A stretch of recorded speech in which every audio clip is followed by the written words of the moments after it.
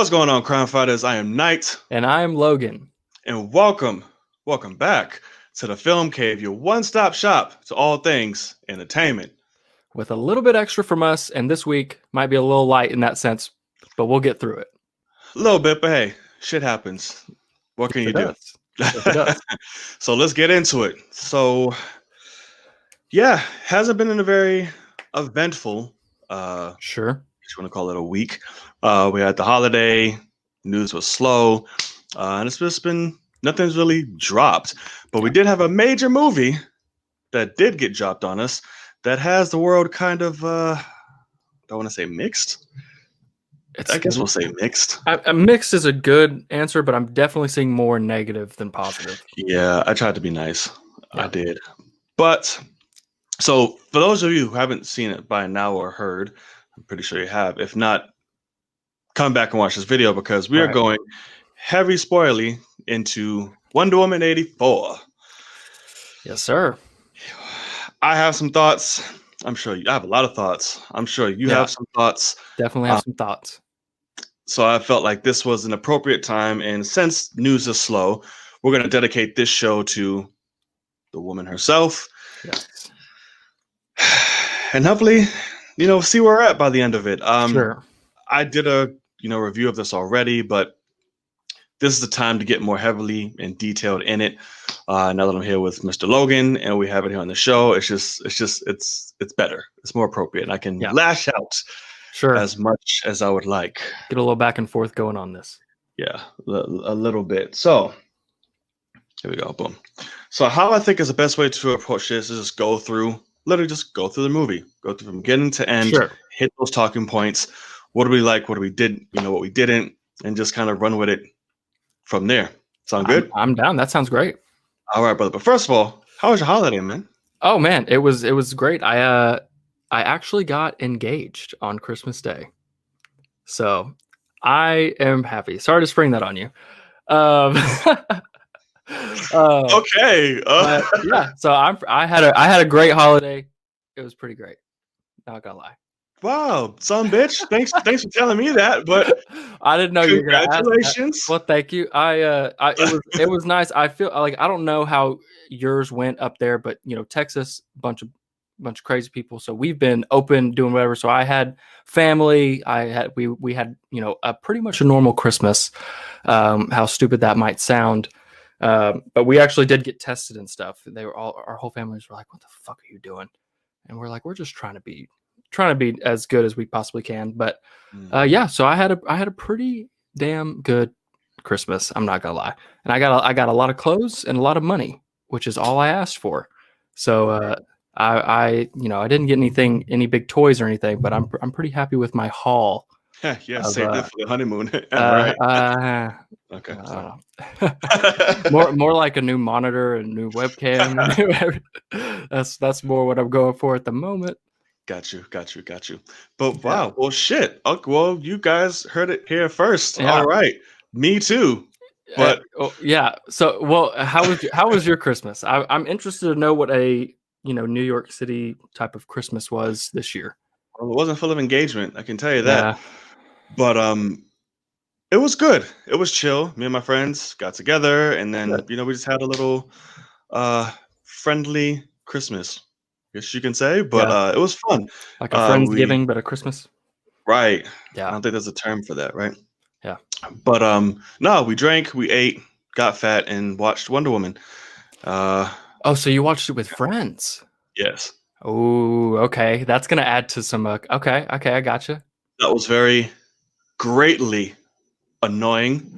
To do because one, I'm with a bunch of gays, so trying to watch something in peace and silence is not going to happen. So I'm like, fuck. Okay, got it. People are drunk. That's not going to happen.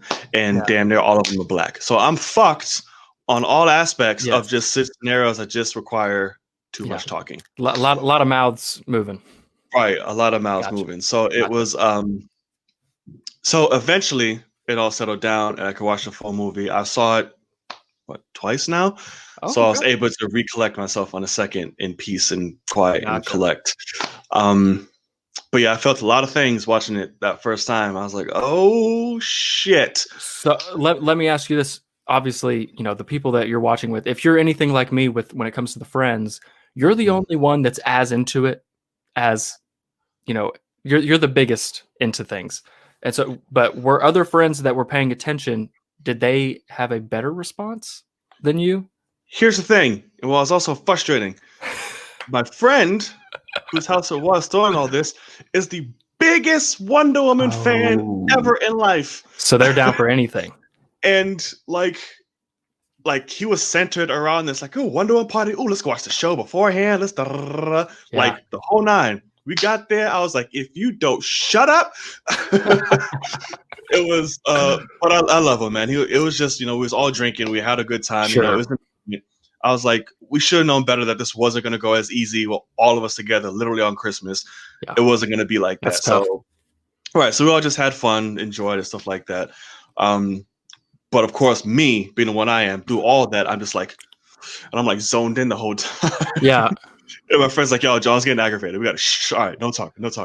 Can we throw into the bucket of another vote as to why the theatrical experience is so important?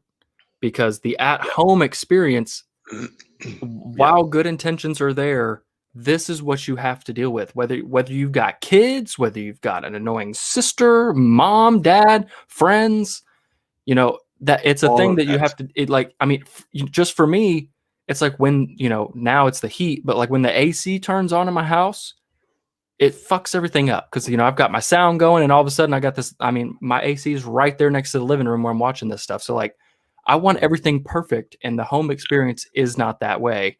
And, you know, whereas you're sitting in the living room, you've got phones, you've got talking, you've got food, drinks, people moving, you know.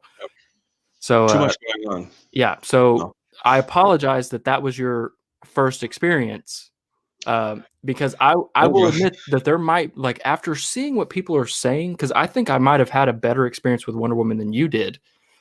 And from what people are saying, you know, I feel that way, but I had the theatrical experience.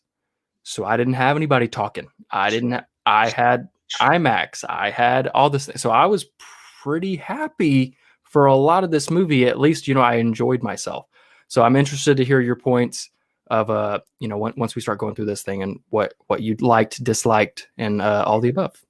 So before we get into it, obviously without giving your detail and things like that, overall, you're on the side of positive for this film. I mean, it's slightly, but yeah, I mean, I would give it, like, out of 100, I'd probably give it like a 70. You know, it passed, but you know, I did enjoy myself. I'm somebody, I don't know if you're the same way, but I could actually watch, you know, Diana Prince and Steve Trevor just go out on a date, and like their chemistry is like, I don't think Gal Gadot's that great of an actress, but her and Chris Pine have incredible chemistry as these characters.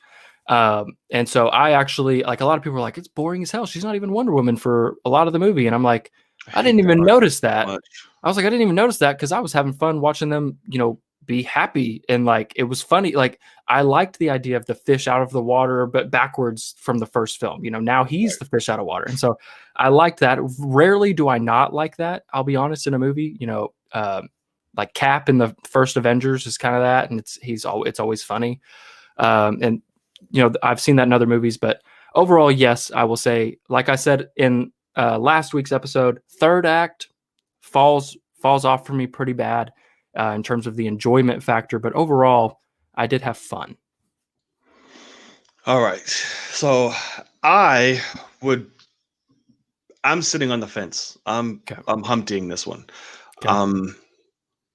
I'm right smack dab in the middle. I don't hate this film by any means, nor is it just fucking amazing, great. Oh my god! Right. But I say let's just get into it, and we'll break down why, and then we'll compare our shit. I'm down. All right, but before we get into that, thank you guys so much for, you know, watching this video and joining us. Be sure to hit that subscribe button, share, hit that thumbs up. Yeah, please. And hit that notification bell to be reminded whenever we come up with the next episode, which is every Wednesday. Yes, sir. We got. Yeah. So it's pretty simple. Like I say, it just requires a finger. Like I said, you've done worse with one. So Wonder Woman, 1984. Yes. So let's get this bitch from the beginning. This movie starts out fucking amazing. Okay. That I will say. That whole Themyscira was like Krypton to me in Man of Steel.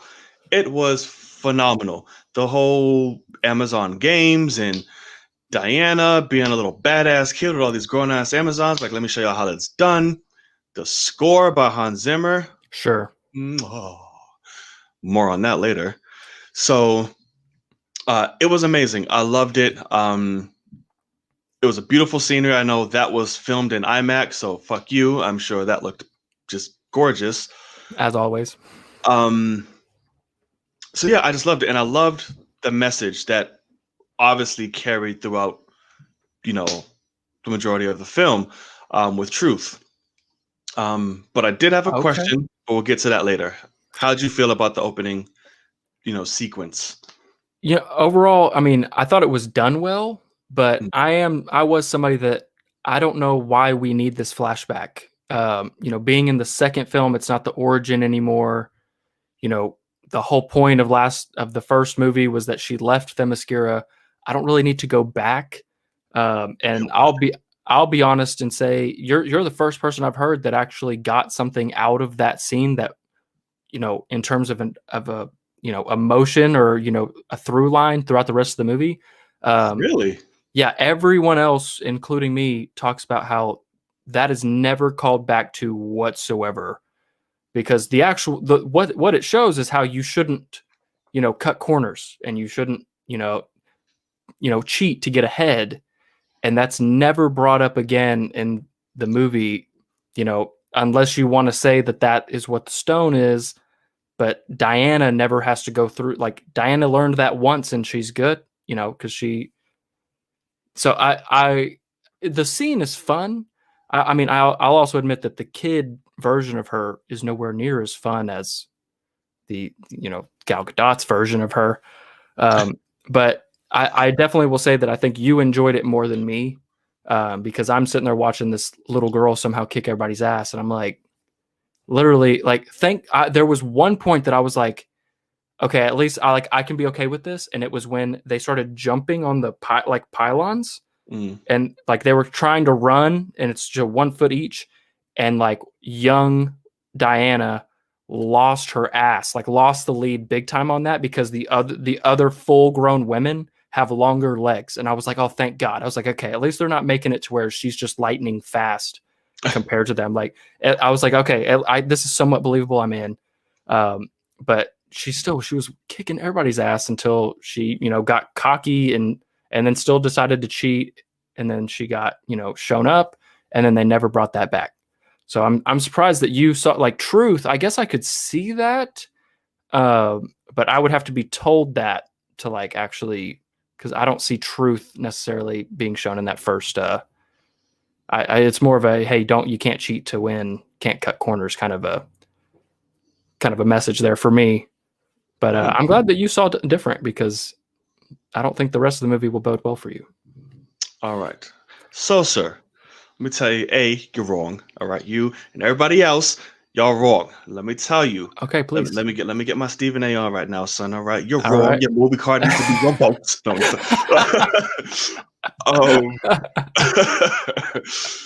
So there was two purposes to that opening scene. One was the story of truth, and the other was to set up fucking Astoria, whatever the fuck, Queens, whatever the hell her name is, Linda Carter, down the road. That was actually the only reason for that scene. So, yeah, you ready, son?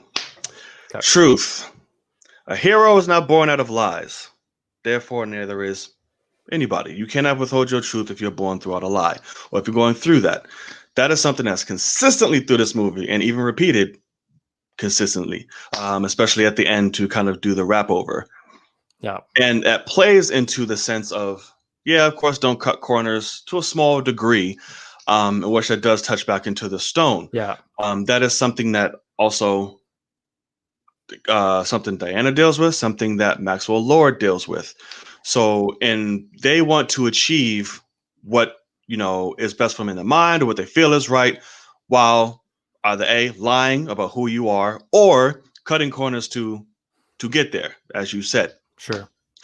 And that's the lesson that Diana kind of instills back into Maxwell. It's like, a hero is not born through lies. What you're doing now and what you're trying to do for your son, it's a lie. Like, this is why you're getting smacked in the mouth for all of this, and you're risking so much. You're not going to achieve what you're truly meant to by bullshitting. Yeah. That's the same thing she did with Steve. Steve was basically a lie. He was not there. But yet, woman, you are trying to be a hero and trying to be, who you're destined to be, while holding on to something that's literally fucking killing you and preventing you from doing that. You're trying to cut the corner. Like, you're trying to bullshit. So that's what I'm saying, that the hero's not born through lies is the main focus and streamline of the entire film. And that's why that was necessary. And that's why Patty fought so hard for that, because the studio was like, fucking get rid of that shit. She was like, no, yeah, we definitely can't. Yeah. And that's why it was so important. And that was the message. And to set up Lindegaard's ass. Sure. I will say they could have told it better in that sense then. They could have actually brought up the same wording, or, something in terms of, because she's just twice, like, you cheated, Diana. That's what I remember, is Jenny from Forrest Gump saying, you cheated. Yeah, that was the last line she said before she left, before her mom came. And so it's like, I think that they could have done a better job of that, because I don't see necessarily Steve Trevor bringing him back doesn't fit with that scene. Like, it's not a callback to that. It's not necessarily cutting corners. That's what's funny, is like her wish is actually a pretty okay one compared to everyone else. And so it was just something like, that was kind of the point to me that I thought was, I didn't even make that bad of a wish, but I need to be the first one to revoke it, or this will never end. Right. Because she's holding on. That was the thing, Sure, but I think they could have done it better, for sure.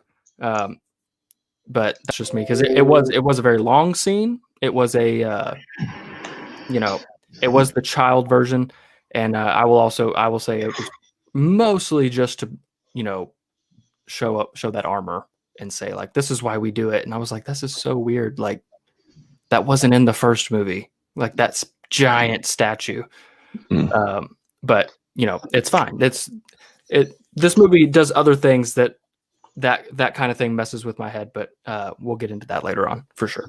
Yes, yeah. So it's definitely there to set up, well, I guess, those three things, because the armor, but in turn, it's Astopia or Astoria, whatever the hell the name is. Right. So we have that. Then we, speed up to present day. Diana's basically living in the shadows. She's a damn hermit. She keeps to herself. She doesn't interact with anyone. She's still doing her archaeology. She's taking down petty criminals. She's covering her tracks, no matter where she's at. Cameras, everything. Even though this bitch been in the limelight for I don't know how many years, people know she's there, but sure. Yeah. So of course we get the mall scene, just to, like, I guess, personify that whole thing, the whole setup. Because after she's kicking all these dudes' ass and flying everywhere, she's taking out the cameras, doesn't want to be seen, and she's basically living as, this, not a recluse, but yeah, she's just sticking to the shadows, which I have my own little personal issues with. And then when it comes to Steve, the whole tie-in, that'll come in later to when he actually gets here. But sure, that happens. We meet the character of Barbara Minerva, as well as Max Lord. So Diana is her recluse. Barbara is basically invisible to everyone.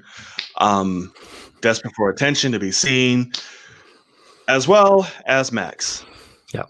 He's nobody. He's trying to be somebody. He's constantly being stepped on. He's putting on a whole facade, trying to impress this illegitimate ass son, because it don't look like him. I don't know whose kid that is. But I don't know why people that's one thing I've been seeing online that annoys the shit out of me. Because it's quite like, you don't see the mother of this child Right. And the mother of the child is probably Asian. Probably, but I guess it's which just is like for stimulation. Like I need to see that. No, you don't. But they look nothing alike. I'm like, I'm so confused. Well, no, because I could have an adopted black son that I adopted when he was born, and I'm going to feel the exact same way. Tell us. Why? But if he's not adopted, he's my son. I mean, it's still, I know, it's just weird. It's maybe not because I weird just at didn't all. sell. Maybe just because the kid didn't sell me on his acting either. I'm like, you're very bland. I'm not feeling you. Well, that's the problem with any child actor. You gotta get lucky on casting a good one of those. Yeah, that's true. But anyway, so the whole setup happens. What do you talk to me through there? What are you thinking at this point? Where are you at?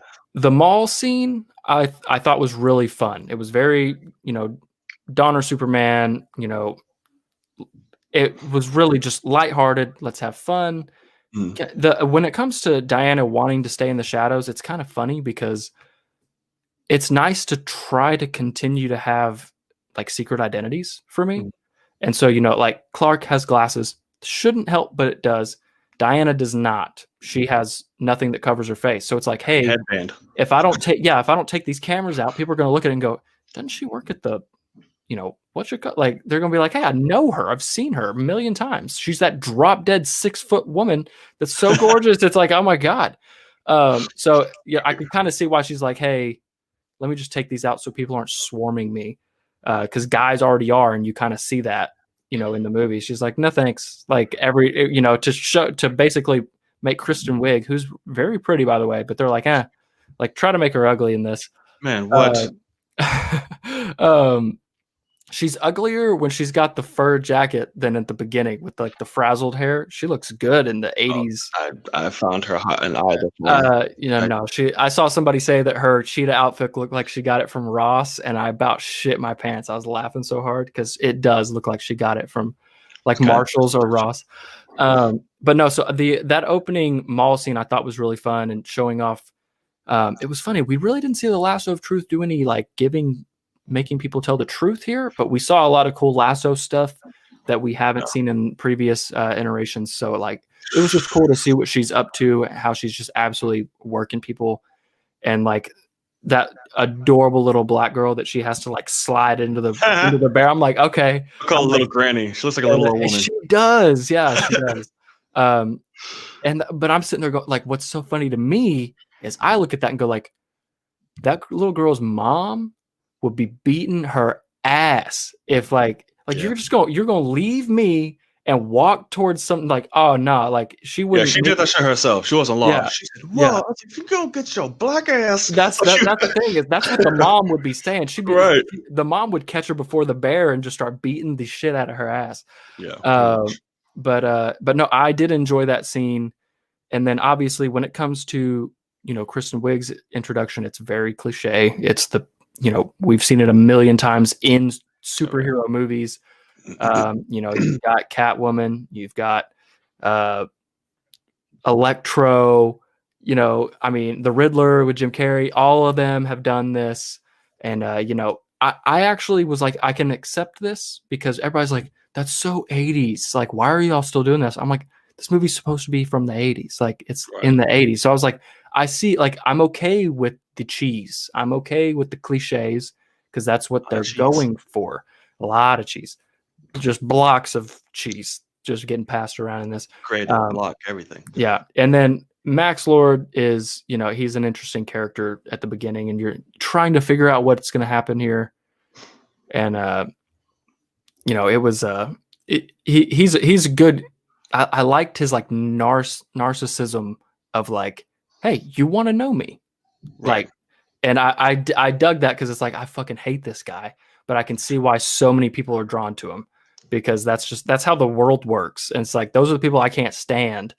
And that's why it sucks even more because like they're the ones that I'm just watching, get rich. And they're usually con artists, which spoiler alert. It worked. But did you enjoy? I enjoyed the mall scene more than the Themyscira scene, to be honest, just character wise.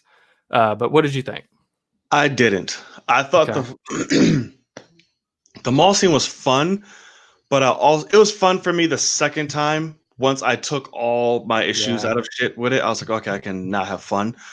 To me, it was cheesy, but it was just in a sense of like the mechanics seemed very off to me, like the way she was moving and with the lasso and all, like shit was just poorly timed. It looked where I was like, okay, this looks very weird. I caught those kind of things a lot in this movie. The stunts. Yeah, a hell of a lot. So I just like, I'm like, okay, but I can appreciate it for what they're trying to do in the message and heroism and all that good shit. So that was fun. I did enjoy that. Then we see that that Diana hasn't really tried looking for love or trying to move on from Steve in 70 fucking years, but we see that she's at the dinner table, like, oh, you using this? No, it's just me. I'm like, okay, fine. She looks up in the plane, reminds her of Steve again. And this is what I'm just like, girl, I get it. This was the first love you had. This was 70 fucking years ago. If you do not get you some dick in between then and now, like something, like it's ridiculous. So but I'm just like, you got to remember their conversation on the boat in the first movie. It's not about the dick. Because she read the books. She knows that she could please herself. So it's not about that. You can't see anybody else in 70 years. But that's the thing is she's like something. Well, no, that's the thing. She doesn't care about the looks. She cares about the person. And that goes to when they bring. You don't know if you ignore them. Well, no, that's the truth, obviously. But that's most people alive right now. They won't go out there and continue to try to move on. But there was something else that I'll bring up when he shows up that people were talking about. And I kind of enjoyed that because it's like she loved him, the person, Steve Trevor, not the looks, not, everything that is Chris Pine and his just beautiful ass self.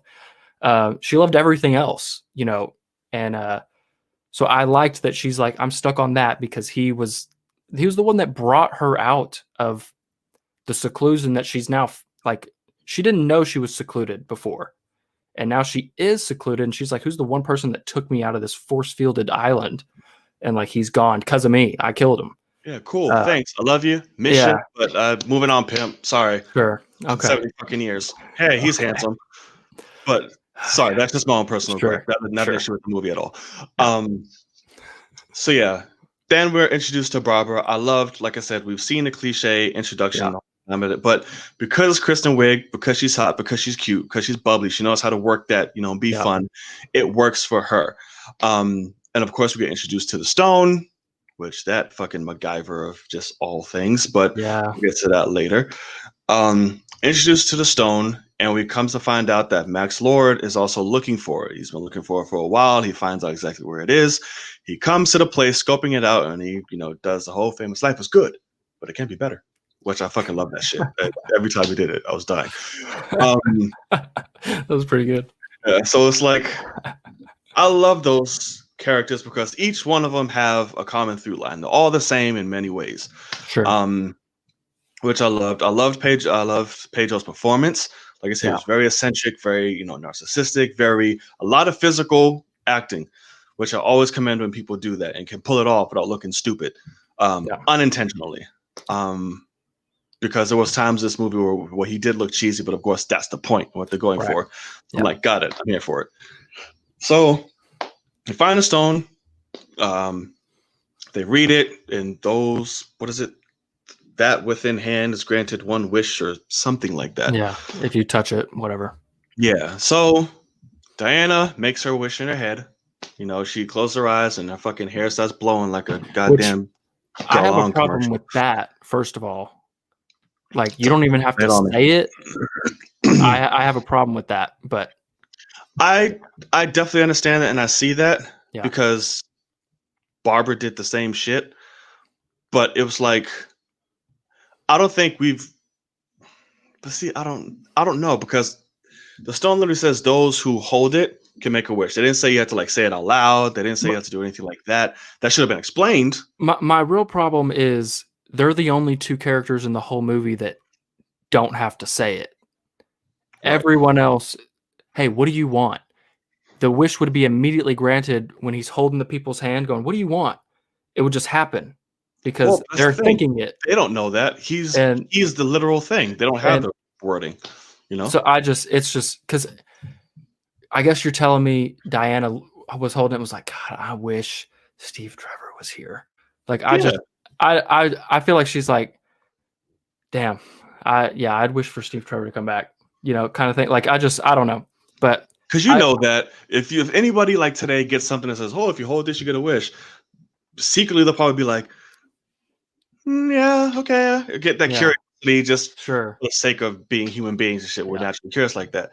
So I understand that. I do agree that should have been explained and like, okay, what exactly the set rules are with this. Yeah. But I literally just took it. Whoever's holding the bitch can make a wish, no matter in your head, aloud, whatever. Because anybody else throughout the rest of the movie didn't have that inscription to be like, oh, hold it. This motherfucker just asked you to just say it. What do you wish for? Tell me. And I was like, all right, cool. But that's kind of that's my thing though, is he's telling the people in the TV, and it's like there's 10 people around each other watching the TV, and they're going their wishes should just be coming true, because he's like, tell me your wish. And they're like, damn, like I wish fucking homeboy over here would be dead, and you know, like it would just happen. Like they don't have to say. So I wish that we had seen that. Like it would have been funny to see like a wife with like a shitty husband, and like, you know, something hilarious. We did.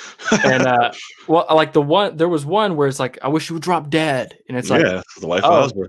I don't know. I didn't think they really knew each other that well, but it would have just been they could have done some things where it's like all of a sudden people just start like, you know, just disappearing. You know, they could have done that, like, or people dying. Like, I wish I was never born.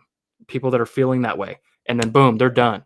Like that could have happened, and they could have shown the terror of what people are just doing to themselves. You know, they could have, but they could have. Instead, that's a Wonder Woman. Yeah. Instead they're putting letting somebody drop dead from a heart attack on screen right after somebody said it is pretty rough. It's more rough than just turning into dust or whatever. But you know, they can just put farms in New York City. Right. All right, so we have that. We have our introductions. Yeah. He finds out all the stones there. He gets happy. He goes back to his office. It's completely just deserted.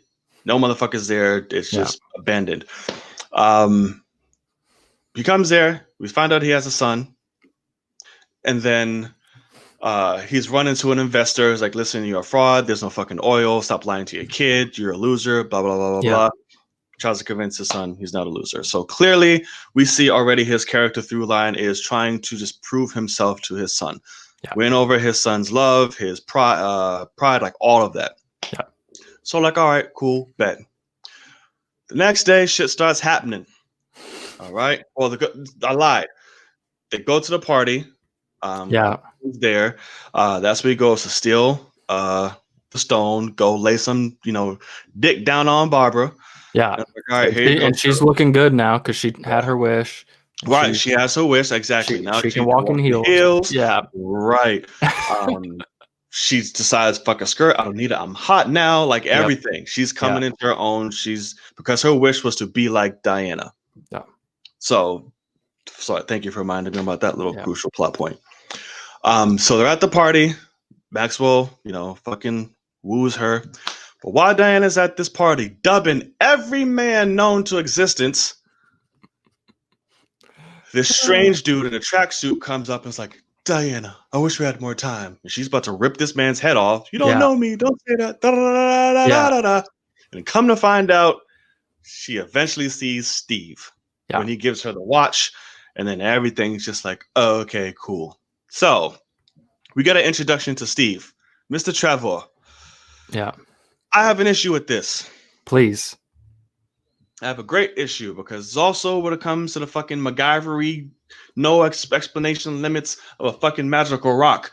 So a magical rock can make a whole wall appear and cows and all type of crazy shit. I'm with you on Steve has to be in a body of another fucking man. Yep. To just, I'm like, huh? Doesn't make sense. Doesn't make sense. Why do we need any of that? Just bring Steve back. Yeah. And I was on Jody's Corner yesterday. We was all talking about this, and this creator named Lewis mentioned, oh, it's dead matter, or it's because of rock or whatever manifests matter out of nowhere, and because maybe Steve is dead matter, that he really tried. Because Steve was dead, that's dead matter, so he can't manifest him, so he had to bring him back as somebody living. I was like, bruh, you just did a whole fucking Space Jam reach for that shit. Yeah. And it's like, you tried. I can accept that if they explain that. Yeah. But they didn't. Sure. So that annoyed the fuck out of me. I'm like, and that made a lot of people upset online, apparently, calling out rape and all other type of shit. Okay. Interesting. But yeah, so that happened. Talk to me. So that point is 100% like, because at first I was like, okay, I like this. Like, things have to come from other things, whatever. And then that wall comes up later. I'm like, wait, what? Right. But what I've seen some people say is which this is a true criticism, but they're like, so what the fuck happened to that guy? Like, did he not what if he had a girlfriend? What if he had a job? What if like he lost his job in these last few days because he just didn't show the fuck up? Like, right. And granted, he could probably show up and be like, hey, you remember all that crazy shit that went down? I was part of that in a weird way and I didn't have a choice, whatever. But still, it was funny to some people saying that. But the ones that got me, I can't remember who said it. Oh, it was Chris Stuckman, who is literally my favorite movie reviewer on YouTube, has been since I was a kid. It seems like, and he dogged this movie. It was fucking hilarious. Let me tell you, if you haven't watched it. I haven't watched it yet. It's pretty, I haven't seen him do that. And I like, literally, I'm sitting there going, damn, you're going way too hard on this. Like, it's not that bad, but he hated it. And he was talking about how, like, Chris Pine is in this movie only for the audience. And he was like, Diana and everyone else sees that guy and she, like, they're sleeping together and whatever. And she just sees him. And I was like, in my head, that's not the case. In my head, everyone, like Kristen Wiig's character sees that other guy, but Diana sees Chris Pine's face. Yeah, she literally says it. She like, when she realizes that's Steve, it goes back to the idea of why she hasn't been looking for other guys. It's because the looks don't matter. It's the person. And so as soon as she knows, holy shit, that is Steve Trevor. That's the Steve Trevor I know. She sees him. It could have been disgusting as it is. It could have been a 12-year magic doing that. Well, sure, but like it could have been a 12-year-old girl. And like Diana would see that. I know I said as bad as it sounds. Okay, how about an 88-year-old man? So I actually kind of liked that because it was like, wow, like she loves him so much that it doesn't matter what he looks like. She sees him, and so I actually kind of dug that. That's not true though. But what do you mean? That's not true. She's seeing him because of the stone. That's not because her own will to be like, "Oh, I love you, I see you." It's because of the stone. Well, no, like, here you go, motherfucker. You wish for it. No, I don't think that's the case because she would have seen him originally. She didn't see him originally. She saw the other guy. Because it was infused to the watch. She didn't have the watch yet. The minute he gave her the watch, that's when he came up and was like, "Oh, Steve," because the magic went through the watch. That's why it was starting to shake when it went through him because it was his possession. So when she gave it to him, or he gave it to her, that's when he saw her. I don't see it that way. I just see it as it used the watch because he didn't even give her the same watch. He gave her a different watch. He gave her an 80s watch and did the same maneuver. Said, remember this? But it was an 80s watch. It wasn't the watch that's in her apartment. Sorry. So if that's the case, then I'm just saying to tie it to that, just the gesture of it then maybe. Because why show us a watch shaking and moving of a possession of some kind of sort? Well, because that was to him. I think it's because that the poor guy was in his apartment and was getting magicked right off screen and it was shaking the place. But no, I don't think it had anything to do with being infused anything. It was just she saw that guy and is like, she's used to going, fuck off, random guy. And so she's not looking at him. She's not doing this. And he has to show her, hey, you remember feeling this? Like, because first she says something and she's like, how the fuck do you know that, you piece of whatever. Like she was so mad. And then he's like, no. And then he feels that like, it's that, it's love. It was the one time that they got the chance to actually like they loved each other and they had that moment. Right. So And that's he something reenacted familiarity. well, no, but that's when she realized, oh shit, this is him. And Right. so now she sees him. That's where I say, like, it's an 88-year-old man. To her, she sees him. I don't think it has anything to do with the magic necessarily. I think it's No, you're putting too much hokiness on the love. Like, the whole point of the magic stone is to give you what you want. So sure. even if it's a 88-year-old man, that's his whole body, but the stone or the magic is going to manifest him to her. It's not like her just both feel like, oh, I love you. Now you look like Steve. That's not how it's going to work, because then that defeats the purpose of giving her a wish. Because it's just like, oh. But then that also defeats that comes back to the plot hole of it should have just created Steve, not absolutely body. Right. So that's why I see it a different way, I guess, because that's fine. But no, I see it as, I think her wish was, I wish Steve was alive, not I wish Steve was brought back to me. I think it's, I wish Steve was here, was her wish. And this is where I wish that this is where they could have done some shit, some like Aladdin shit that's like, no, you said this, like, you got to be specific, and so, because you can get a fucked up wish if you say something in a weird way.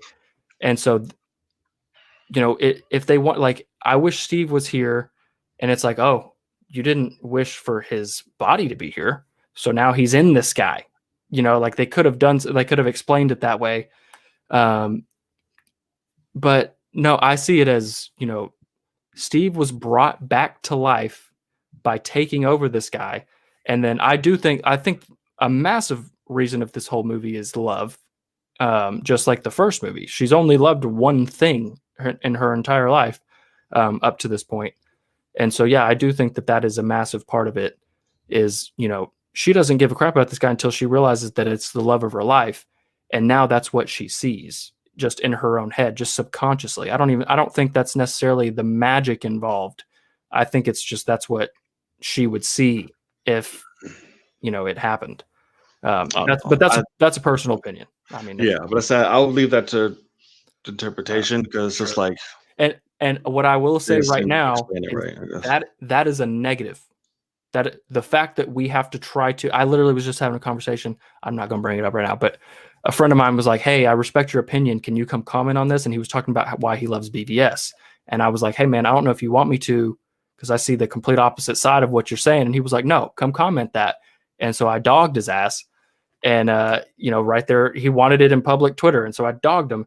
And the whole point was he's taking what Zack Snyder gave him and then giving his own opinion on the interpretation of what Zack was thinking, but didn't actually put on screen. And I was like, no, you got to do what's on screen. So I will say that the fact that we're having to talk about this is a massive negative, because it should explain the things. Right. When it's something like this, it's such a MacGyver, it's such a, easily written, it's the laziest writing tactic there is. Like, this thing can do whatever. And it's like, that's why I like something like Aladdin, where it's like, this thing can do whatever, but lay rules out, and so that's where the fun comes from. People not realizing that they're wasting their one wish and like, oh crap, I just messed that up. And it's like, screw you, like they could have done that. But instead, he didn't even let them realize that they had a wish to give. Right. So there are things I will definitely say that's a negative. And I interpreted it in a way that made me like it a little bit more than you. And that's just a little bit more. It wasn't like it saved the whole movie. But right. We can please continue. Yes. So Maxwell gets it. Steve is here. Cool. Yep. Maxwell literally wishes to become the stone. So he becomes the stone. He's now a walking manifestation of this fucking stone. Which I wasn't expecting, by the way. I don't know if you were. I wasn't either at all, but I was like, all right, cool. Yeah. Rock with it. So now he's just going fucking ham and cheese. He's going crazy. all these wishes, boom, boom, boom. And he takes what he wants in return, because when you grant a wish, it takes something from you. Yeah. But he's literally saying, bitch, I'm taking this. I'm taking that. Versus the stone itself just surprising you, like, boom, pow, surprise, motherfucker. Like, nope. He's like, I'm going to tell you.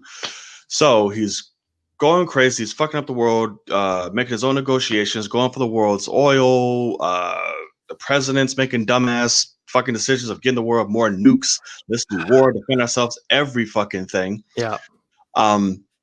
So he's the stone. All right. Now we have our adventure. So Diana gets wind of it, trying to figure out why Steve is brought him back. They all point towards the stone. Meanwhile, Miss Minerva is coming into her own. She's realizing, shit, I got powers. I'm strong. She's at the gym, lifting shit up, crazy with ease. Funny ass scene, by the way. It was cheesy as hell, but it was pretty funny to watch her do that. It was. With those the biggest, swollest motherfuckers I've ever seen in the background of her, just sitting there going, like, are you kidding me? Yeah. Right. Chilling. Yeah.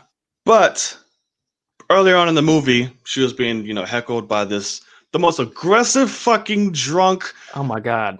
Person, whatever you want to call him, ever. Yeah. In life. I'm like, damn, bro, like creeps and pervs aren't even that fucking forward and aggressive. Like, you're wild. But Diana saves her, of course, and she pushed him the fuck back. That's what inspired her to make the wish to be like her, strong, beautiful, all that good shit. Yeah. So when she's coming to, she sees this fucker again. He's doing the same shit and tries to continue. It's like, oh, where were we? What? You just got your ass kicked. You want to try to fucking continue? Yeah. So this time he definitely gets his ass kicked. And I loved this scene. I thought it was really cool. I loved her transition in this before we got to the end, of which we'll talk about. I loved her transition. I loved her descent. Because everyone's noticing her. She's all over the place. She's great. Yeah. She's abusing his power. She's finding it now. Like, I can kick your ass now. She's no longer defenseless. So she beat the dog shit out of this man. And she sees her own little homeless buddy that she feeds all the time. She's like, go fuck yourself, pal. Mind your business. Yeah. I was like, damn. I'm like, all right, cool. So Diana calls Barbara. I was like, listen, we need to find out what's going on with the stone. Track it for me, find out where it came from, the whole nine. Cool. So boom, cut there. What do you think from the moment of, and here we're integrating Steve into the world, by the way, Diana. Sure. So yes, explain. Talk about it. Just to start, in terms of integrating Steve, I thought I had a blast with him. I am apparently a massive sucker for fish out of water. It's I don't know why, but I love it. Like, even the scene when it was in the trailers where it's like, that's a trash can, not art. Oh, yeah. And like, I thought that was funny as hell. So I do love that. Him changing clothes and he's like, parachute pants, everybody parachute. And, all those things. I was like, okay, I dig this. And, they ended up calling it back to the actual guy, like, put on his ugly ass outfit and was like, I like this. She was like, hey, I love that. But so I had fun with that. But what's funny though is when I first watched it, I didn't realize the whole, like, the stone takes something. They hadn't revealed that yet. And so, Diana's getting her powers taken, and so then Barbara's over here. She's a badass, and I didn't know she had something taken. And so she was she was a really nice, awesome person before, which is actually a little bit different than a lot of times what we see this in other movies, is somebody that's a piece of shit, and they're a piece of shit because they've been, heckled and, beat up and things like that. So they're like, oh, I hate everybody, whatever. And then they get the powers, and now they're like, hey, fuck you. And this was a little different. This is a good person. She lost her humanity. Yeah. And it's like, oh yeah, she lost being a nice person. And I didn't realize that. So this scene where she absolutely destroys this asshole, I was like, this is so stupid. I was like, why is she such, she's being so mean. And then I was like, oh, here comes the guy that's going to make her like, but he also tried to fucking take her booty and shit. He's trying to take this girl home and rape her. And so it is it's a justified ass whooping, nice or not. Correct. And Diana did it. So I got that, but like, she was being ruthless. Like, she could have just picked the guy up and thrown him, or punted him over the street. She could have done a lot of things. And so I do this all day. And so that scene was happening. I was like, God, she's being so mean. And then here comes the homeless guy that she's friends with, And I was like, oh, he's gonna like say, "What are you doing?" And she's gonna kind of snap out of it because I didn't realize that something was taken. I thought that she was just getting revenge, and that was the point. But she's like, "Mind your business, like you hobo or something." And he was like, "Oh, geez," and I was like, when I actually was watching the movie, and I still didn't realize that something was taken. I was like, "This is stupid." I was like, they literally changed her character completely. I was like, "What is happening?" And later on, you start to realize it's because basically getting these powers turned her into a supervillain. It said, "Hey, you were a nice person, but you got you got bullied. Now we're gonna flip that. You're now a piece of shit, but you got powers." And so I was like, "Oh, okay, I get this." But at first, I really was like, I hated it, and it got explained a little bit later on, and I was like, "Okay, I get what they're doing now." So I ended up enjoying it, but in the moment, I really despised that scene. Yeah, I loved that scene, and I did love the fish out of water things. With Steve, it was fun really seeing how happy and giddy he was interacting with this whole new world, and because Chris Pine's just fucking great. Like no matter, of course, the man's just great. Yeah. So I really loved seeing that scene. When Max went to Egypt, try to take the oil from the world's leading authority in it. He basically got fucked. He was like, "Homie, I sold that shit. Fucking, you're behind, bro." But he's like, "Fine, I'll take your army." And he fucking took his whole security team or whatnot. So this is where we get the wall, you know. And of course, everyone's trying to say he was a fucking representation of Trump. I'm like, y'all are making this too fucking. What I will admit there, I haven't heard the Trump thing. That's kind of funny, but I did hear some people. Yeah, but I did hear some people that are Egyptian and from that area of the world, and they're like, this is such a racist scene. Like they were talking about how like this is such not a representation, like just what they like showing the normal people in that area, not even just the guy that he tried to fuck over and the guy that put the wall up. But they were talking about how that's such a terrible representation of that area of the world. And they were like, this is going to be mostly towards white Americans. And they're like, it's such a, a negative thing to give that. Cause like, I don't know what people are like over there. And now I think they're all like that. And that's me being an ignorant, white person. So I saw some people that were pretty upset about that. I haven't heard the Trump thing though. I don't think that makes a ton of sense. They said he's basically a whole allegory for Trump. I was like, that's just ridiculous, but whatever. I mean, I would call Max Lord Trump before. Yeah, that's what they're talking about. Oh, okay. And then all him, like himself. No. I would see this will come back around, but Max Lord is 50% of every person you've ever met in your entire life. They're a piece of shit. Most people are. And that's kind of the point. That's why, you get lucky and some people get powers and they're good, and you get, then you get super villains because some people get powers and they're bad. But we'll move on to that because it's really the main reason why the third act doesn't work for me. But we'll get there later on. Oh yes, we will. Yes. So he's in Egypt, and along the way, Diana and Steve find out this motherfucker's in Egypt. We got to go get him. So we get this. I did not expect this motherfucker at all. Like we're about to get into. She takes him to the airbase. He's all happy, which I loved. I love seeing him happy in his element again, and him damn near emotional. Like I love that scene. I'm like, cool. And seeing what aviation was like now, and like, I thought it was cool. Really amazing. These motherfuckers take off. Of course, everyone's alerted. Like, hey, we have a plane on the strip. Yada yada yada yada yada. Boom! They start coming after him.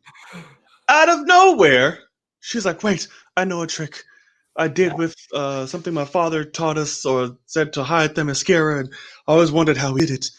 I tried to do it with a cup, but I lost it. So all of a sudden, she starts making this fucking field. I'm like, are we about to get the invisible jet?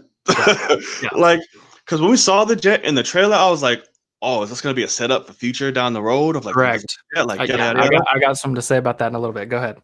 So I was like, okay, cool. Then she puts her hand on the jet. That whole bitch goes invisible. Yeah. I was like, holy shit. they just did it. Yeah. I thought that scene was amazing. That was so dope. And they went into, you know, the firework field and then went up into the clouds and all that. Like, I thought that was a really great scene. Score, the overall look of it was really dope. I loved that.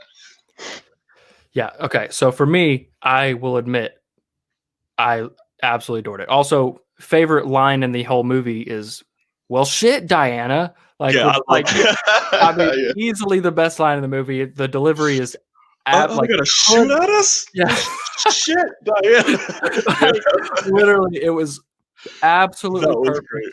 Yeah. But so what's funny? So leading up to that, they go into the hangar, and they won't show this giant plane, which I'm thinking is the plane that like has the record for the fastest in a plane. I can't remember what it is, but it's like the Thunderbird or something. It's from back then or from even before then. And I was like, and like Diana is walking and she touches that as she's walking by, and I was like, oh shit, this is her hangar.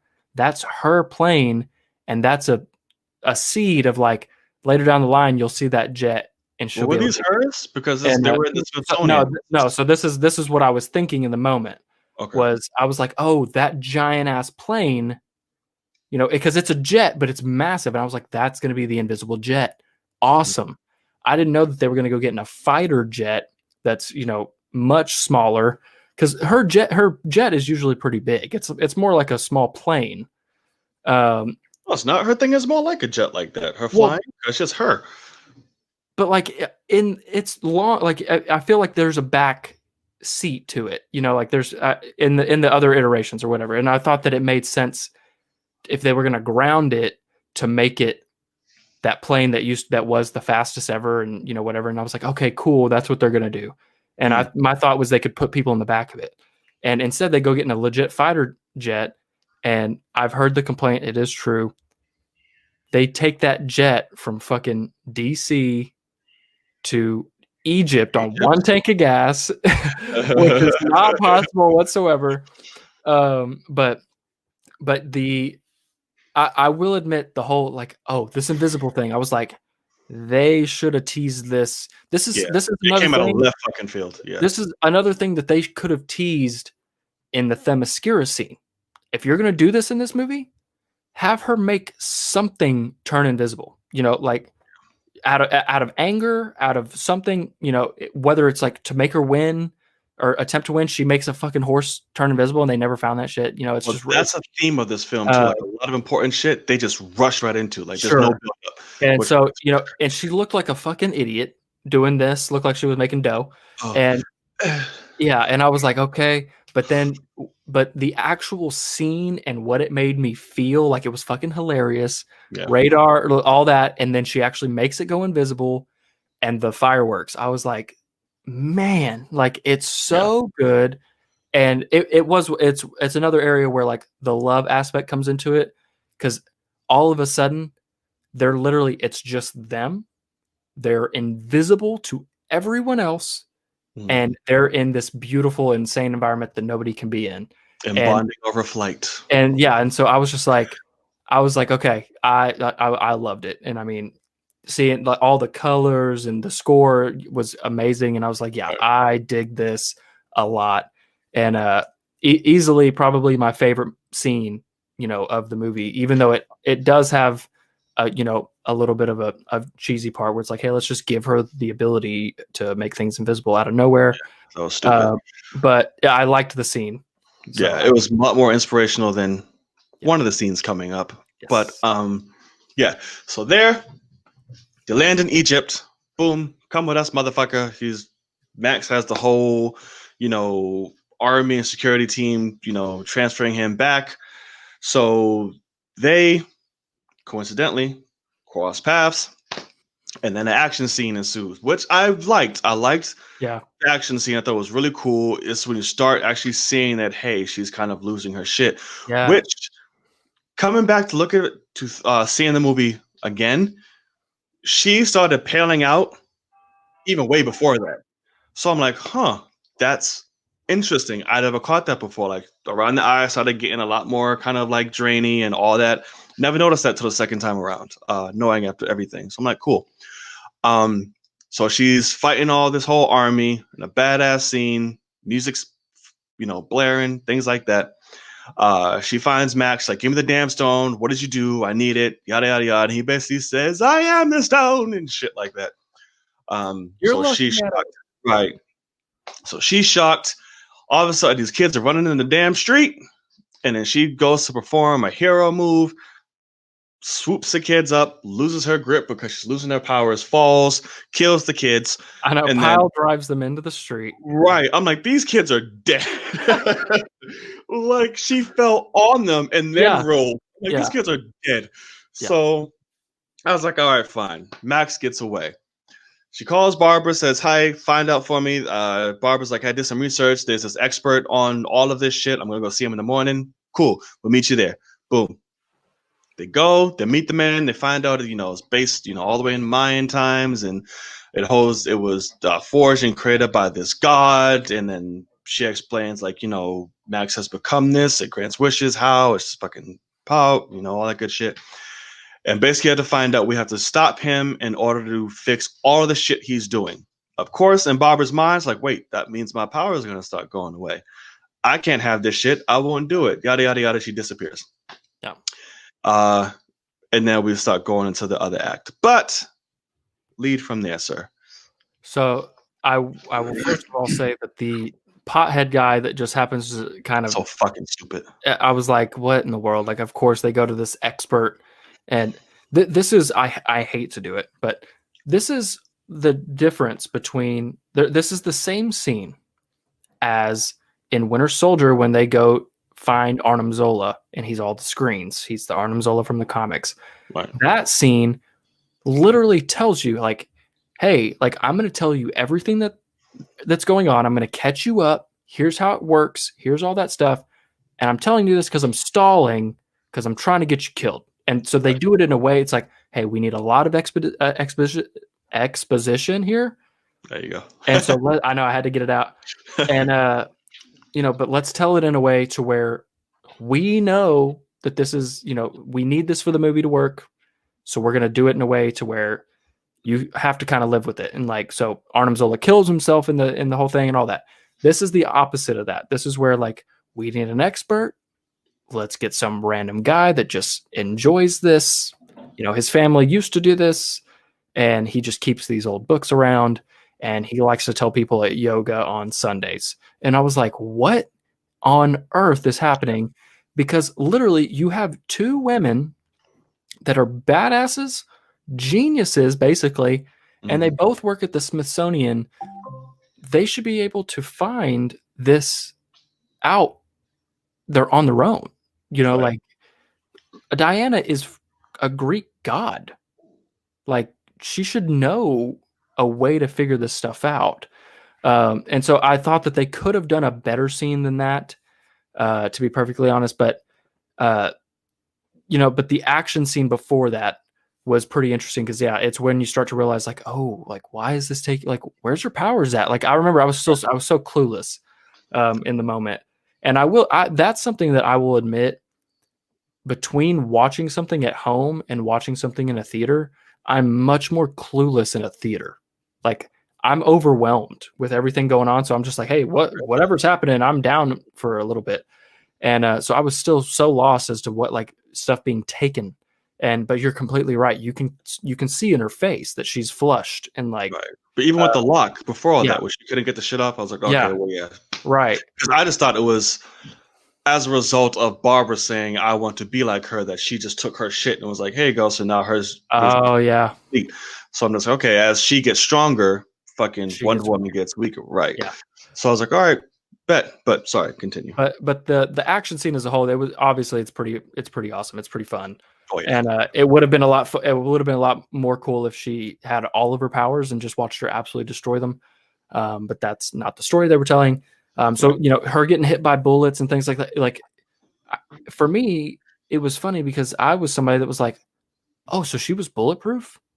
Like, when she starts getting hit, because I'm like, the whole, what's the name of it? No Man's Land scene in the first one. Like, she's got the shield and, like, the absolutely iconic stuff where she's just sitting there just holding it and just getting bombarded, and it's like awesome, and she's hitting the mortars out of the way. And I'm like, she could have just been getting hit. Like, what's the whole point of her hitting them with her armbands things? I'm like, I thought that she would have, if she got shot, she'd get shot anyway. But this kind of says otherwise, or at least the healing factor is vastly, because that's as soon as she revokes her wish, she heals as she's running. And I was like, okay, maybe that's what it is. She just rapidly heals and she'll be okay. But the scene as a whole, I mean, when she's, slinging these trucks around, and even, Chris Pine, Steve Trevor's like doing some shit. And I'm like, you trying to get yourself killed again? Like, he was doing some crazy fast. There's a lot of situations, bro. And, and I mean, he was going at it. And so I thought that was kind of funny, but overall, I mean, the scene is definitely fun and exciting, especially with how little Wonder Woman we get in the movie. Like, that's the big one in the middle.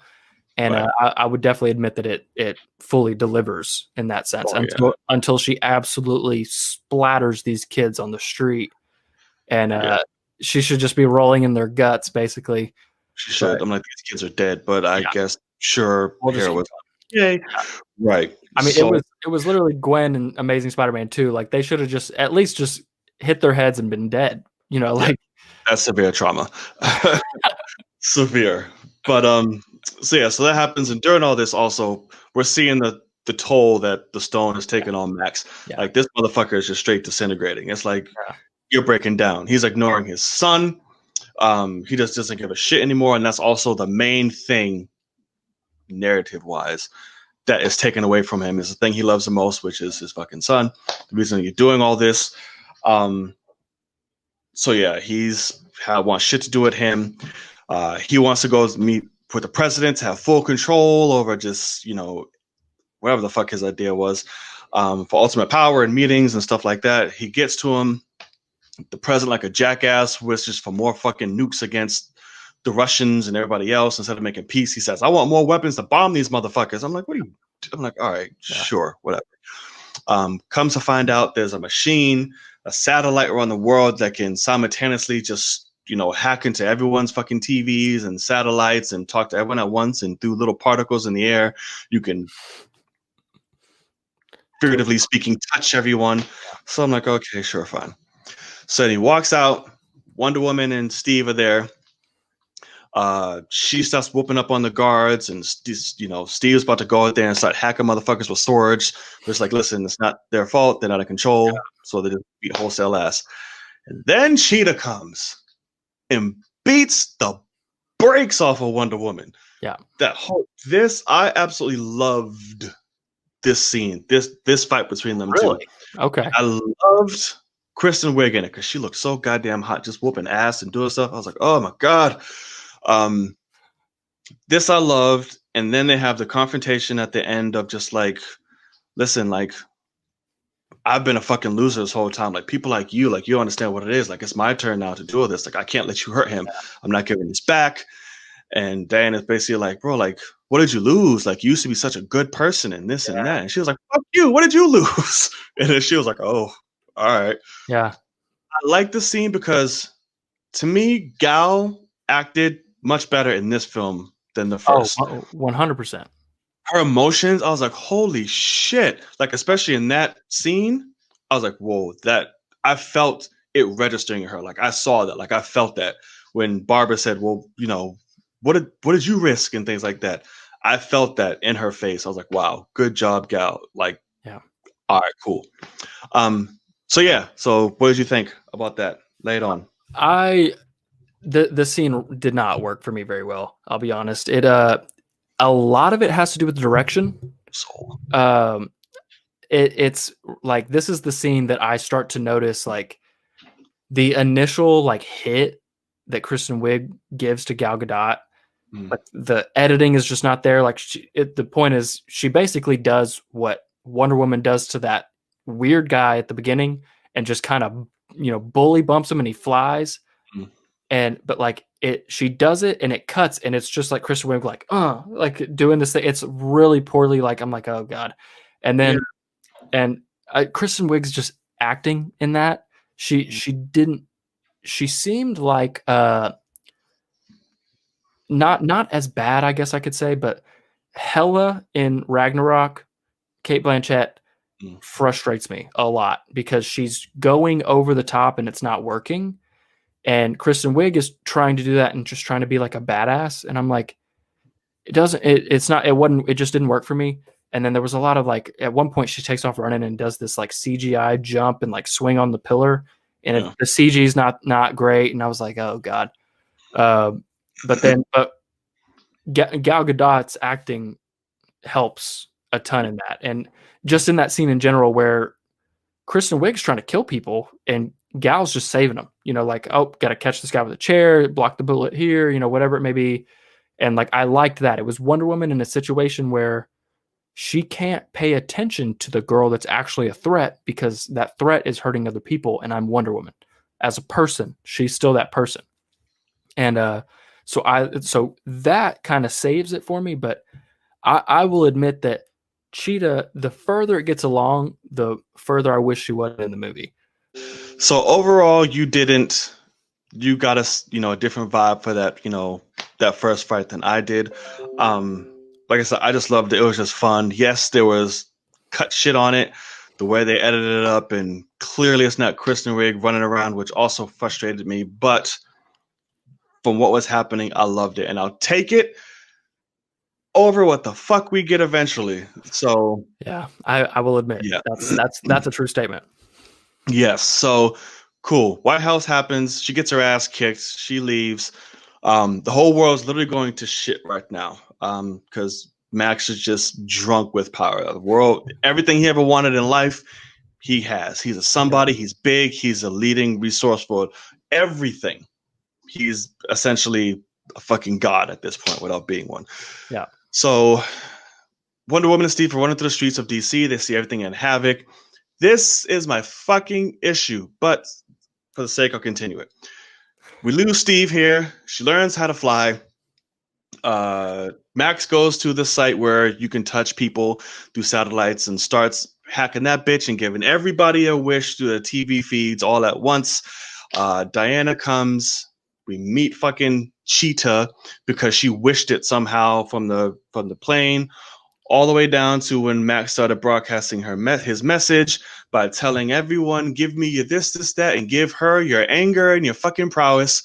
And then in the plane, she says, I want to be an apex predator. I want to be anybody else. Somehow all of that equals to a fucking cat. But sure, whatever. And then she comes face to face with Max Lord and then saves the day. That's going to be my quick little wrap up in a nutshell. So these are all the main issues just flourish. So that's why I'm like, let's just jump right into this bitch. First of all, I agree. This whole Steve shit was the most rushed thing ever in life. And it pissed me off. I'm just like, wait, that's it? He's gone? How did we get here so fast? There was no buildup. There was no nothing.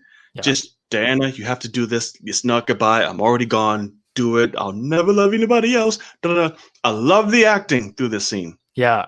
Wholeheartedly, especially with Gal. That surprised the fuck out of me again. I was like, okay, cool. But it was so rushed. I'm like, you just threw away Steve.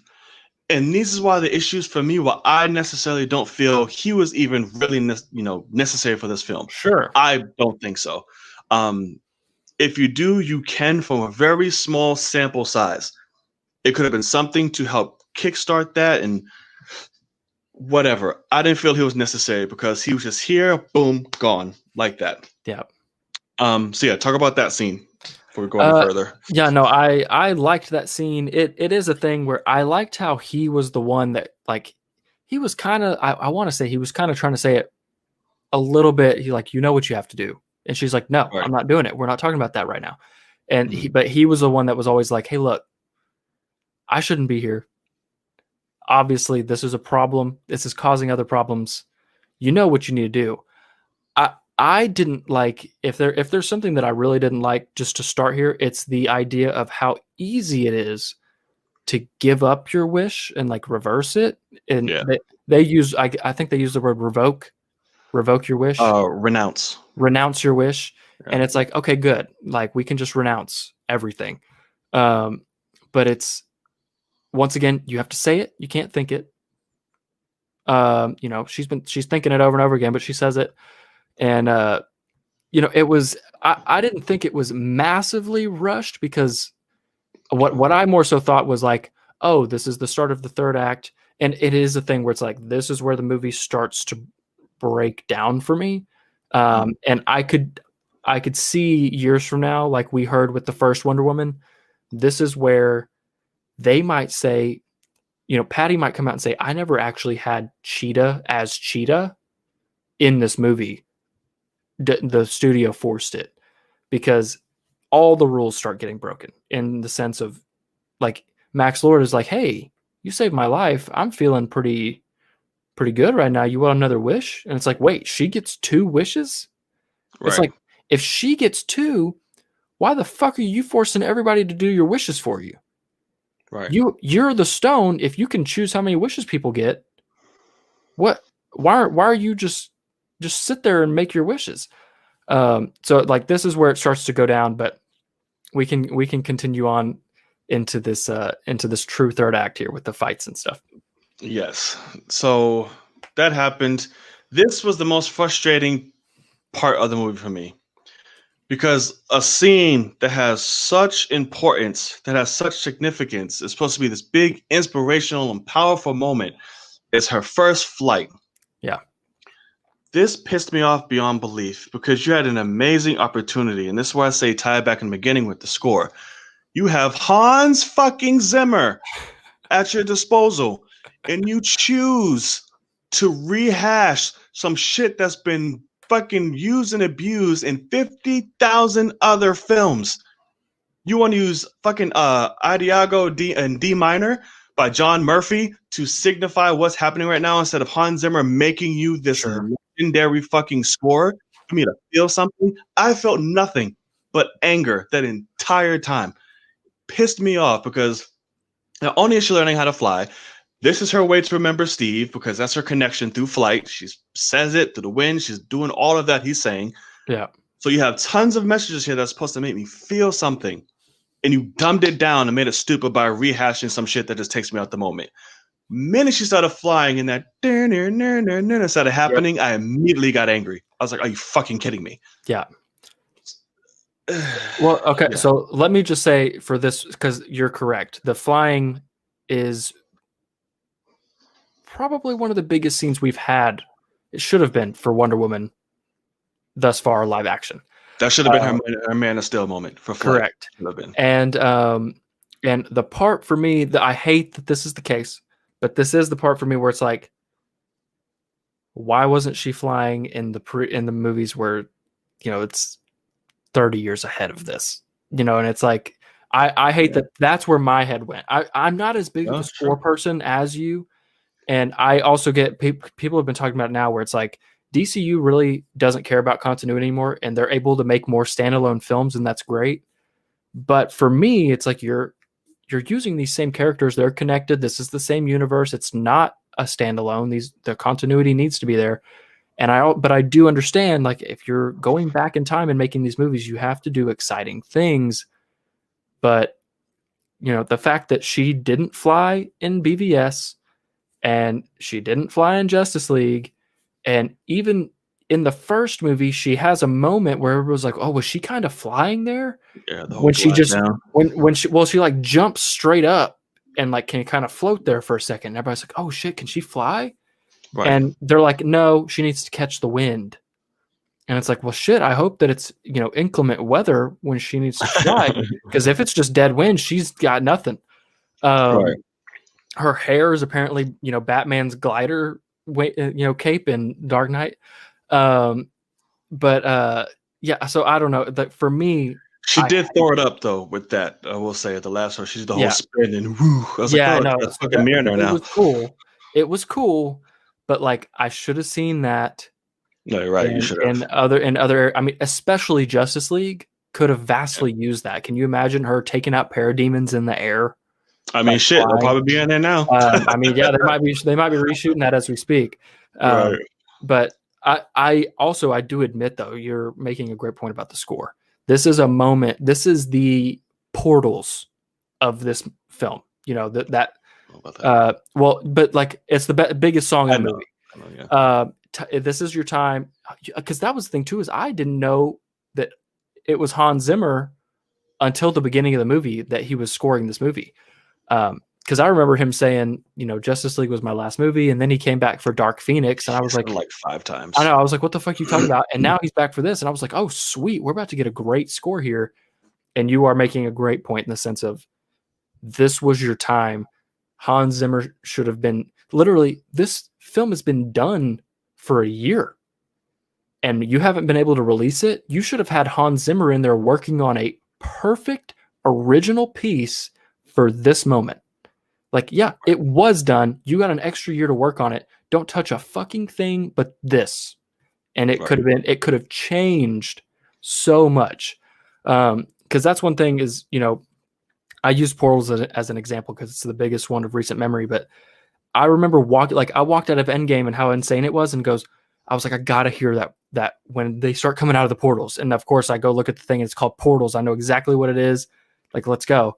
And they missed out on that, having Hans Zimmer. It makes me wonder if he, if this, yeah, like did he even originally score anything for this movie, or was it all stuff from previous, things that they just kind of fleshed out more or whatever? But they missed out on that, and I'm glad that you pointed that out for sure. Yeah, definitely. So then she lands on the island, and then we get Cheetah's ass. So here's my thing. Yeah, I really liked the look of Cheetah when she was real. I'm like, okay, cool. I can fuck with this. I got it. When it's Kristen Wiig really there with the makeup, and then I was like, oh, cool. I dig it. Only problem is I couldn't fucking see her for half the shit because they put her on a whole gray cast where the bitch is gray, and it's her flying and spinning around. I'm like, I don't know where she is. I don't know what's happening. Yeah, everything is just, the whole fight is here in your face, and shit's just flying. They're hiding the CG, hiding everything. Yeah, this is the wackest fight ever. You have two superpower badass ancient fucking rivals. Like, this is Wonder Woman's biggest damn number one, and it's just married to just like I'm literally picking up my cat, and she's just fucking like meow, meow, meow, meow, for 20 minutes. That's what it was. Wonder Woman literally kicks her fucking ass, by the way. I mean, it's not even really that big of a competition. We haven't even talked about how she gets, she goes and gets the armor. Well, yeah, sorry. She goes against the armor worn by Linda Carter and shit like that. And she flies in on it. Like how dumb, like literally the armor, and therefore a lot of the first Themyscira scene is literally just to sell toys, just for posters. Let's put her in some golden armor shit. And Cheetah destroys that, by the way, in about 2 seconds. The wings. Claws that shit right out. And then Wonder Woman's like, oh, wait, maybe I should just try to fight her. And then absolutely, literally grabs her by the back of the neck. She doesn't fight. Nobody throws a punch in this fucking thing.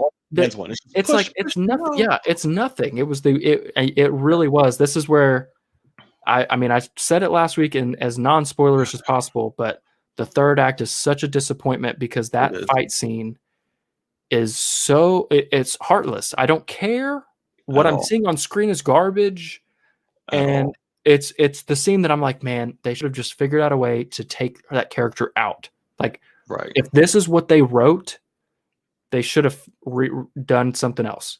Because it really was bad. And I saw Patty had to explain, because we haven't really talked about it, but she kills her. Basically, from what we understand, she electrocutes her. Just knocked her ass out. She didn't kill her. Okay, but she electrocutes her, and somebody was like, why didn't Wonder Woman get electrocuted? And it's because she's the daughter of Zeus. I thought that the first time. Cheetah's wish is to be like Diana. Right. Which also threw me off. And I meant because I brought this up yesterday to him, like, so this bitch is Diana. Why is she affected by this? But I don't know. Because that was the thing, was this fight should have been Ares versus Diana again. It should have been that god tier, because it's literally, I want to be like Diana versus Diana. They are on the same level, if not Cheetah higher, because she had a second wish, that Apex Predator thing Also, how absolutely stupid. I don't know what point a fucking cat comes into play. Right. At like all. She deals with rocks and now she wants to be an apex predator. I'm like, you should have had her. But a cheetah isn't even a fucking apex predator. Like, there's no description of like detailing on why you're a cat at all, besides fan service. I'm like, and they showed a cat one time before in the foreground. I'm like, that's it.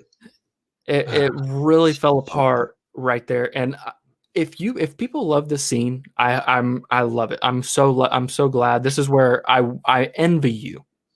But I wish I could. Yeah, I felt nothing. I literally saw nothing. Nope.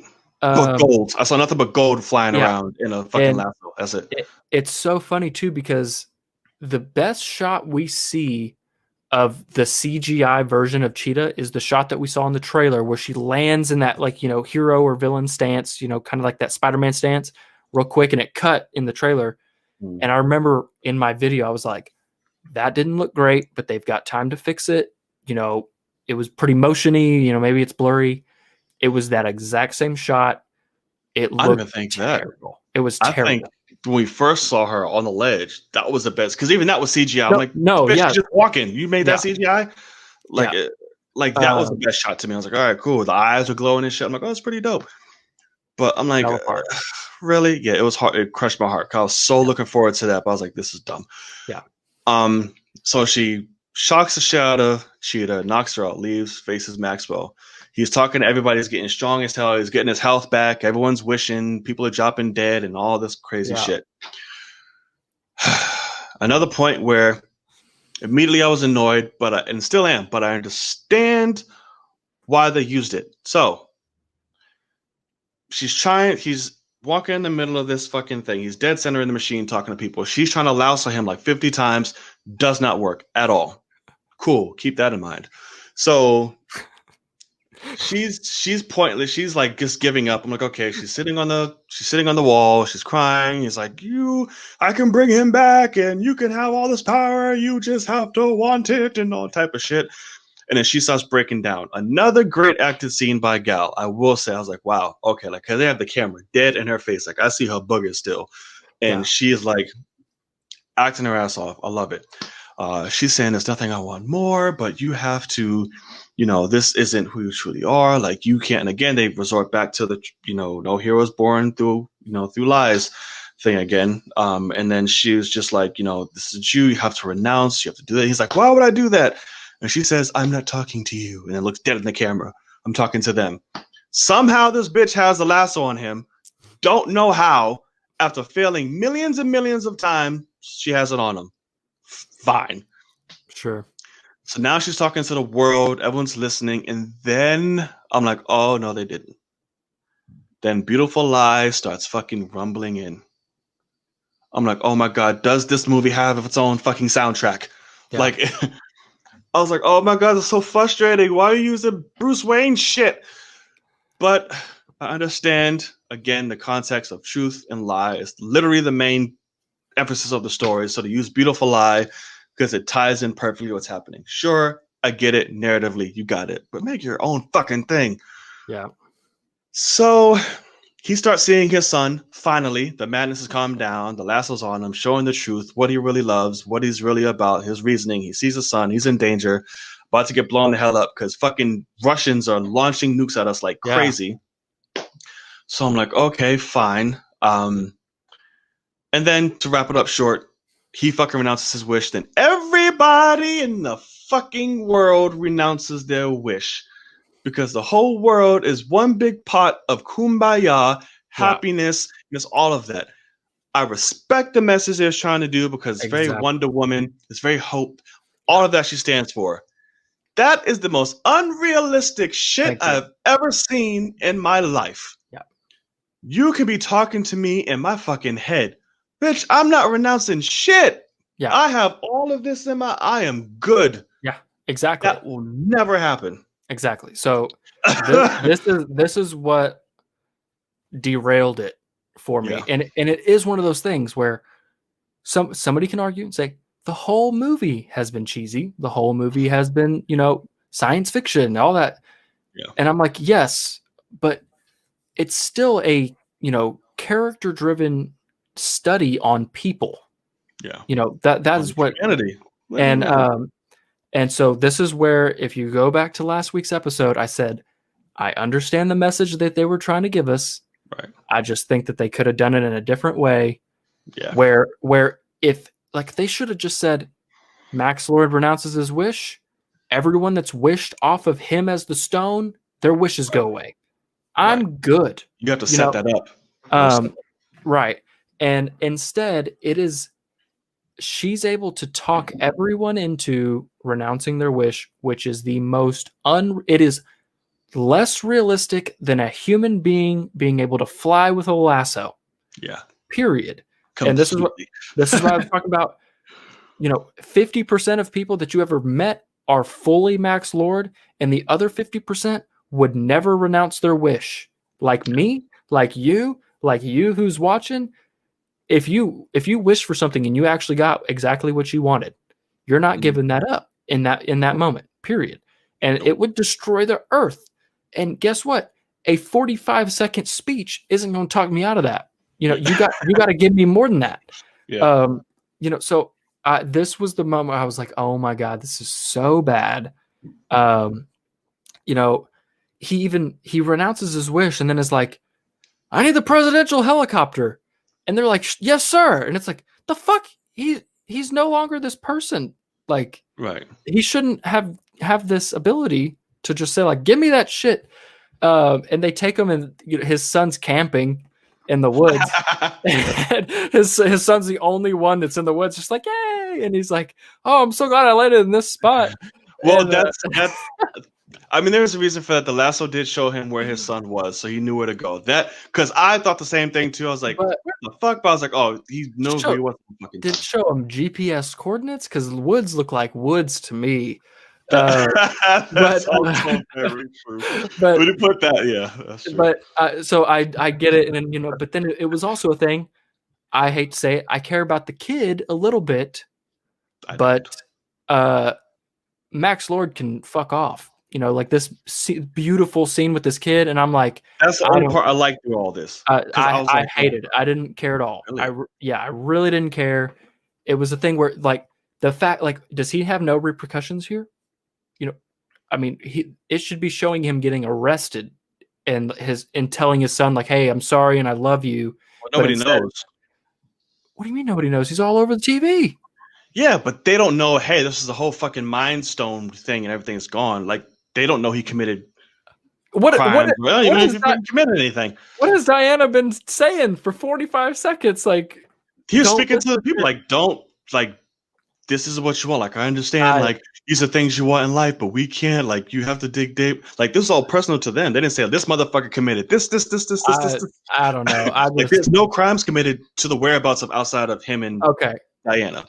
So it's just, he's fine. To that point, how about just the simple fact of, like, one of the actual president's, like, advisors that wasn't watching the TV, didn't make a wish, wasn't under this guy's spell as from the stone, going like, hey, we might need to get rid of this guy. Like, he's up to something, like, why are we following everything that this guy says? Like, there's a moment where it's like, somebody needs to step up here, but it's fine. It's the movie. But they can't though. Remember, because whenever he takes some shit from somebody, that's one thing I will say is pretty good with continuity, I guess. When he takes something from a position of power, somebody, he takes what comes with that in them. That's where it's like, oh, so now if he's a person, everyone surrounded in that area has something to do with that. Now abides or under his thing. That's why even Diana, when the fight, even down a little to the security guards who aren't in the fucking room when he's doing all this shit, it's like, don't kill them, don't do that because it's not their fault. They don't have a choice or whatever. So that's one thing I will say within continuity is like, okay, just after renouncing his wish. They're not going to remember that. That's why when the president went under, he was like, everyone's always like, no, they remember. Shit. No, they don't. It didn't wipe their memories. That's the whole point that's so crazy about this movie. No one's memories get wiped here. I don't know. It looked pretty lost when they snapped out of it to me. Well, he's sitting there going, what did I just do? Like, in terms of, like, I can't believe that I just, made those terrible decisions. That was one of the things. Chris Stuckman goes the fuck off on this. He was like, "So you're telling me that 20 years ago we all did this and nobody's talking about it?" And I'm like, "Yes, like that's what's happening in this world." But he was like, "It doesn't wipe anybody's memories. Everybody remembers this." Well, I guess we won't know. Well, that's true, but it's because it becomes a point of you renounce your wish. Like Max remembers what all he just did. You know, Diana remembers Steve Trevor.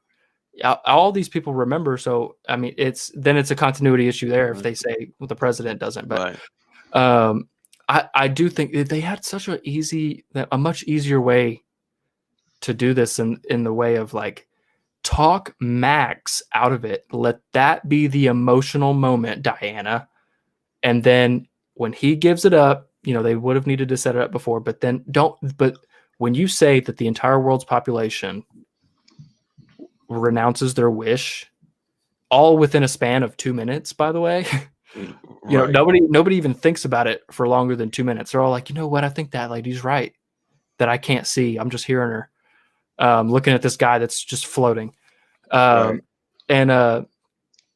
this is where the movie derailed massively for me. And I understand the message, but it did not work for me whatsoever. And I hate that. But that's why I honestly can say the first two-thirds of this movie is fun. There's problems throughout, but it's fun. I enjoy it. This third act, I really just get frustrated with, because just the simple fact of what I liked about Max Lord as a character is every city has a guy that would be this guy in a heartbeat, trying to get ahead, con artist, whatever. I know multiple of these guys. And so I liked this is a study on humanity, like you said. And then you flip it and go like, oh, she can say some nice words. And, whatever. It's almost like they could have even said, she's got the lasso of truth on him. She can control what they do or something and make them renounce it would have been easier. But, use him as the stone and wish them to renounce their wishes or something could have been easier than that, and let her have a heroic moment. But instead, Lasso gets on there after the 5th try. This is why I have to renounce my criticism of the Mando episode. I guess it was 6, where he keeps trying to walk into the force field with Grogu and keeps getting blown back. I guess if he tried another time, the 5th time, he might have got in there, because because she tried multiple times to lasso him and couldn't get him, and then all of a sudden it's on there, and I'm like, okay, just follow your own rules. I feel like that shouldn't be that hard. And our camera's in her face the whole time. The bitch ain't move, so I don't know how she's on there. Oh my god, cool. So all right, I'd say we pretty much spit and spat and chopped this bitch up. Did you like the Linda Carter scene? It was cute, not necessary to me. I thought it was cute. That was the thing. I thought it was nice for the fans to go, okay, cool. Because obviously this is like Elseworlds type of thing. It's like that, she was Wonder Woman here. She's a Themysciran here. That's this lady, and she's the baddest bitch there was. And she's out there, and we'll never see her again. It's not like she's in the 3rd movie doing some shit. No, I just thought it was kind of a nice, lighthearted. It brought back what the first two acts were for me. It was like, oh, this is a fun scene, and she's just a cool lady, and cheesy, yes, but enjoyable. Yeah, it was nice. But I was like, I was fine without it, but I understand it. Sure. So if you guys stuck around this long, 1, thank you. 1, 2, you definitely did not love that movie. you would have been screaming at us in the first. Yeah. Movie. So it's You must be feeling similar to us. Probably. Hope. What if not? That's what the comment sections are there for. Talk about it. Exactly. Again, if you stuck around this long, subscribe, guys. Greatly appreciated. But have at it in the comment section. Let us know what you thought about your gripes, your disagreements, your agreements, whatever it was. Let it all out. But I think we're about done here. About wrap it up. This is almost 2 hours. We need to work on that shit. I know, man. Jesus. We did just go through a whole movie. We did. We did. But We'll get there. The times will fluctuate, but we'll try not to make it so lengthy for you, unless this is like a live or some shit. Sure. Where we have you guys with us coming soon. But yeah, man. So again, thank you guys for joining us on this latest episode of the Film Cave. Be sure to join us every Wednesday for the latest episodes where we literally just break everything down. And if you want to be notified when that happens, hit that notification bell. You guys know where it's at. Hit that subscribe button, share it with your friends, your mother, your grandmother, her dog. Share it to whoever. Because we're just getting started, guys. And like I said, it'd be great to have you guys along that journey with us. So stick and stay tuned. Man, it's been night. And it's been Logan. And as always, we'll see you on the next one. Until then, see you in the cave, man. Later, guys. Peace.